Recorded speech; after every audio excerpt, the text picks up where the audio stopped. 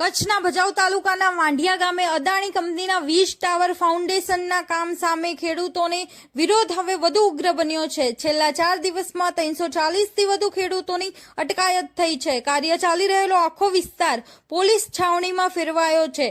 ખેડૂતોને આક્ષેપ છે કે કંપની પોલીસની બળ પર કામ આગળ ધપાવી રહી છે। આજે પણ 40 જેટલા ખેડૂતોને અટકાયત કરવામાં આવ્યા છે। સ્થાનિકોનું કહેવું છે કે ખેતરોમાં જવાની મંજૂરી નથી, મુખ્ય રસ્તો બંધ છે અને પસાર થનાર કોઈને પણ સીધા બસમાં બેસાડીને અટકાયત કરવામાં આવે છે। ખેડૂતો અને સ્થાનિકો વહીવટતંત્રને તાત્કાલિક હસ્તક્ષેપ કરીને ઉકેલ લાવવાની માંગ કરી રહ્યા છે। રિપોર્ટર મહેશ